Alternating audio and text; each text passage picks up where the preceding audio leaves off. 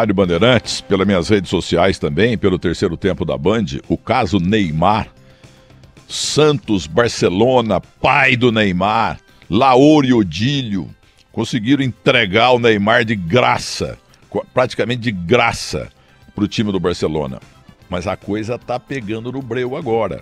Dr. Nasser, que já falou conosco um monte de vezes aqui a respeito desse assunto. Dr. Nasser, por gentileza, um grande abraço para o senhor, muito bom dia. Como é que está a situação do Neymar perante a Justiça de Barcelona? Está saindo na mídia aquilo que o senhor falou há muito tempo, que ele estava em curso até ameaçado de que poderia, inclusive, ao final, ser preso. Isso aí arrebentaria com a seleção brasileira. Como é que está a situação, doutor? Bom dia. Boa tarde, Milton. Bom dia para você aí em São Paulo e para os seus ouvintes. Amanhã começa um julgamento, né, dessa ação que já vem tramitando por 7 anos, né, que foi iniciada pela DIS, né, o braço esportivo do supermercado Sonda, em São Paulo, e também pela FAAP, né, que é a Federação das Associações dos Atletas Profissionais. Essa ação que já vem pelos últimos 7 anos, e que já teve uma série de fatos importantes, como toda a produção de provas testemunhais e documentais ao longo de muitos anos, né? A decisão de determinação de abertura de juízo oral, que é isso justamente que vai começar amanhã, né? E finalmente essa fase final que se inicia para que nós possamos conhecer a verdade do caso, para que nós possamos ter a justiça aplicada ao assunto, né? Pois não, doutor. O senhor falou do grupo DIS, né, que é Delcir e ID Sonda. O ID faleceu, o senhor sabe, faz 15 dias. Um cara maravilhoso, mas foi pro céu. Eu queria saber do senhor, que o senhor falou assim, muito obrigado para vocês aí do Brasil. Claro, seu julgamento já é a partir de amanhã, o senhor está em Barcelona. E qual a sua expectativa? E o Neymar vai ter que depor de novo aí perante o juiz, ele e o pai? Milton, a nossa expectativa é bastante positiva, né, no sentido de que nós vamos poder apresentar o nosso caso na sua totalidade, vamos poder apresentar todos os nossos argumentos e provas, né, todos os acusados vão ser ouvidos novamente, né, seja por um pedido nosso, seja pelo pedido da acusação e seja pelo natural exercício da própria defesa, né, desses acusados. É importante que todos os acusados, independentemente de quem são eles, independentemente da profissão que exercem ou da aparição pública que têm, devem estar presentes e é recomendável que exerçam a sua defesa também. Para nós é importante que esse processo seja bastante dialético, que todos possam apresentar suas provas, suas visões e que ao final a gente tenha, né, uma decisão justa da audiência provincial aqui de Barcelona. Muito bem, doutor. Aí em Barcelona, eu tenho falado com o senhor há muito tempo, nos últimos 3, 4 anos, essa novela interminável, e o senhor deu uma bela entrevista para o UOL, o líder, e aí o que aconteceu? O senhor falou lá, e o repórter, lamentavelmente esqueci o nome do colega, que o Neymar pode ser preso? Milton, eu acho que existem diversas especulações sobre o tema, né, e várias projeções sobre o tema também. Acho que é importante a gente voltar ao básico e contar um pouco para você e para os seus ouvintes, de uma maneira bastante objetiva e clara, quais são os pedidos, né, que a DIS e a FAAP formulam nesse procedimento. Esse é um procedimento de natureza penal e, portanto, um dos pedidos que é formulado para os réus é o pedido de prisão, porque a lei espanhola prevê uma pena de prisão para os delitos, né, os supostos delitos praticados, né, de corrupção privada e de fraude por meio de contrato simulado. Então, é verdade que um dos pedidos é um pedido de condenação à reclusão. E existem também outros pedidos, como de inabilitação profissional, que é uma pena prevista para os crimes de corrupção privada, né? O crime de corrupção privada, como ele é um crime de corrupção nos negócios, uma das penas possíveis, uma das penas que podem ser pedidas, é a pena de inabilitação profissional temporária, para que aquele que é investigado e posteriormente condenado por praticar corrupção nos negócios, tenha o apelamento de ficar longe desses negócios durante um determinado tempo. É uma pena íncita ao tipo de delito que está sendo investigado. E há também pedidos de condenação pecuniária, ou seja, pedidos de condenação em dinheiro, né? Esses pedidos, eles envolvem multas para o Estado, né? Multas para o Reino da Espanha, né? Para o fisco da Espanha, para a fazenda espanhola, e também indenizações para os nossos clientes que entendem que foram defraudados, né? Que defendem no processo que foram defraudados por operações das quais eles não tinham conhecimento, mas que tiveram como resultado final o esvaziamento, né, dos direitos federativos e econômicos do jogador, de maneira que quando chegou o momento da sua transferência, né, essa transferência se deu por um valor aparente muito menor do que o valor que realmente ela ocorreu, né, porque houve pagamentos laterais que foram feitos pelo Barcelona para a empresa em torno do jogador, né?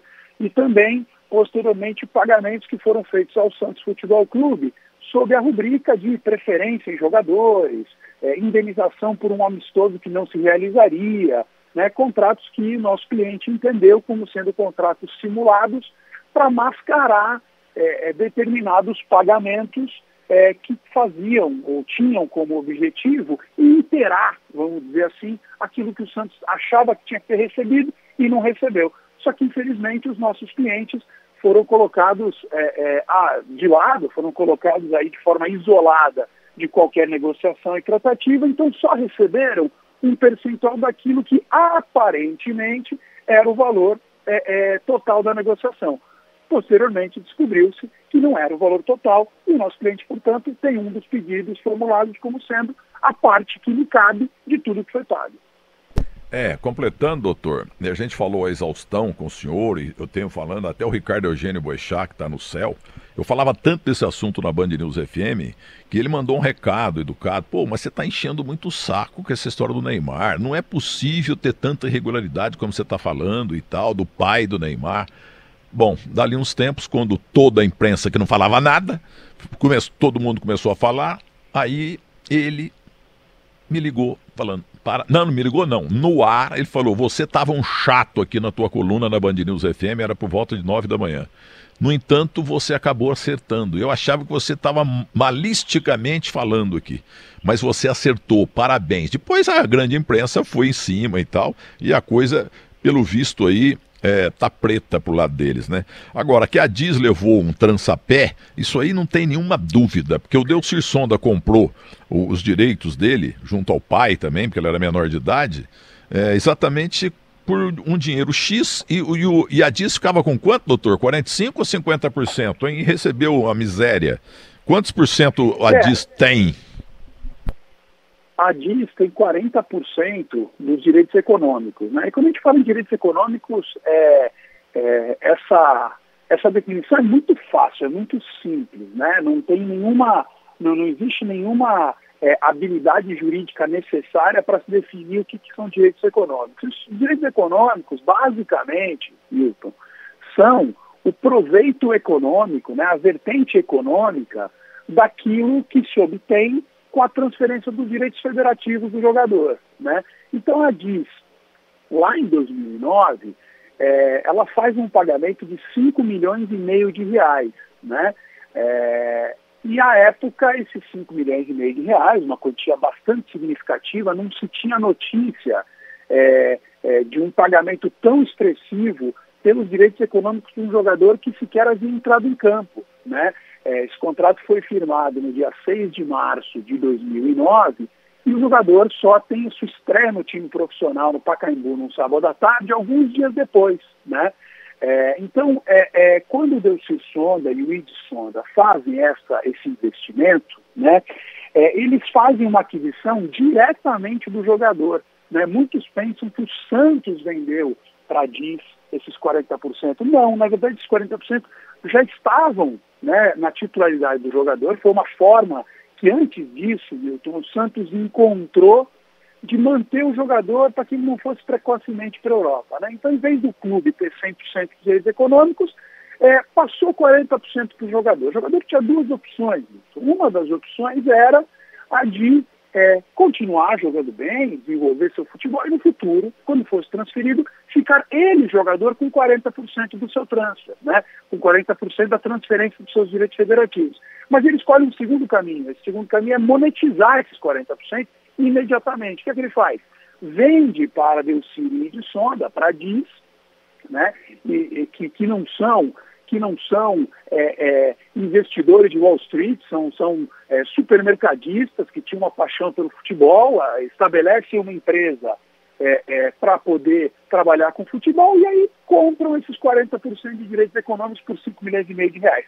Que, coincidentemente, esses 5 milhões e meio de reais representavam, naquele momento, como o jogador recebia 25 mil reais por mês de salário, já naquela época do Santos, esses 5 milhões e meio de reais representaram 18 anos daquele mesmo salário para o jogador. Então o jogador, como eu disse para você, ele tinha a primeira opção, que era continuar jogando bem, desenvolver sua carreira e anos depois, quando fosse transferido, ficar com 40% do valor da transação, ou esse segundo caminho, que era monetizar imediatamente e garantir 18 anos para frente desses 25 mil por mês. O que é que esperava a DIS? A DIS esperava que o jogador pudesse futuramente, quando tivesse seus direitos federativos vendidos para quem oferecesse mais, pelo melhor valor, valorizando-se, receber o investimento de volta, né? Mas isso não foi o que aconteceu, infelizmente, porque esses pagamentos laterais esvaziaram o valor real de mercado do jogador. Muito bem, doutor, agora eu prometo que é a última. Eu tenho falado muito também, utopia, né? Alô, Neymar pai, o senhor que é tão esganado. Alô, Neymar filho, vocês dois que estão bilionários. Façam aí um cheque de 1,5 bi, entrega o cheque lá ou fazem um Pix direto pro Rueda, o presidente do Santos Futebol Clube. É claro que não vão fazer nunca isso. Agora, no frigir dos ovos, doutor, o que me interessa é isso. Quanto é que o Santos, o senhor que está aí concentrado, preparando-se para a batalha que começa amanhã, com a sua equipe, eu queria saber quanto que pode sobrar para o Santos, que o Santos tomou na cabeça. O Santos, Milton, também é réu na ação por uma razão muito simples, né? Porque a DIS entende que a celebração de contratos de amistosos, de contratos de preferência de jogadores, eram contratos que, na verdade, mascaravam, isso na visão do nosso cliente, né? Um pagamento adicional pelo valor de transferência do jogador e concomitante a essa negociação da transferência. E o que se soma a isso é o fato de que na Audiência Nacional de Madrid, num procedimento fiscal, já houve a condenação do Santos à tributação desses valores que recebeu, tanto pela preferência de jogadores como pelos amistosos. O que gera também já um fato anterior, que a Justiça Espanhola já reconheceu em outro momento que esses 7,9 milhões e 4,5 milhões de euros, tanto pelos jogadores como pelos amistosos, foram pagamentos feitos no contexto da transferência do jogador, né? Então, isso é o fato, esses são os fatos que trazem o Santos como demandado aqui também, né? São esses os argumentos, as alegações principais dos nossos clientes, né? São esses os pedidos que são feitos, que naturalmente a gente espera que todos possam exercer sua defesa. O direito de defesa é um direito fundamental, tanto no Brasil como aqui na Espanha, e por isso nós estamos aqui com uma expectativa de que, após exercido todo esse contraditório, toda essa dialética normal do processo, esperada no processo, a gente possa conhecer a verdade e possa ter uma resposta, né? O que os nossos clientes querem é uma resposta da justiça para tudo isso que foi feito, né? Muito mais do que qualquer valor econômico, muito mais do que qualquer apenamento, o que se quer é que se coloque a história em pratos limpos para que o nosso cliente possa ter a certeza daquilo que aconteceu e de quais são os seus direitos a partir daquilo que aconteceu. Doutor, agora sim eu quero agradecer. Mas o senhor não é um advogado claro, o senhor é claríssimo, entendeu? Porque a gente é ignorante em matéria disso aí, entendeu? Então, no pior das hipóteses, né, para eles, Neymares, seria a prisão do jogador, seria uma desgraça na imagem dele. Deviam fazer acordo, pô. Paga aí o que deixaram de pagar, entendeu? Porque o Santos tomou na cabeça e a diz também. Mas que a justiça seja feita, seja qual ela for, entendeu? Pode dar ganho pro pai e pro filho, pode dar ganho pro grupo diz. Vamos ver. Um grande abraço, parabéns pelo trabalho e desculpa incomodá-lo aí na sua concentração, preparando-se para a grande batalha a partir de amanhã, tá bom? De maneira alguma, sempre um prazer falar com você. Eu acho que existe um interesse jornalístico bastante legítimo no tema e da nossa parte nos cabe contar isso de forma bastante objetiva, sem paixões, sem grandes amores, mas sim uma visão bastante objetiva daquilo que está acontecendo, até para reduzir quaisquer especulações a respeito. Então agradeço novamente a oportunidade e deixo aqui votos de um ótimo domingo. Muito obrigado. Doutor Nasser, advogado do Grupo Diz, e esse negócio aí pode prejudicar muito a cabeça do Neymar, porque nós precisamos de mais dele na Copa do Mundo. Mas isso aí tem que acabar, de um jeito ou do outro. Já faz 7 para 8 anos, pô. Isso é uma vergonha. Mas a justiça é assim mesmo, tanto lá na Espanha como aqui no Brasil. Nós temos juízes e desembargadores que têm 1,5 milhão de processos para resolver. Então demora mesmo. Mas vamos ver o que vai dar. Que a justiça seja feita, não interessa qual seja.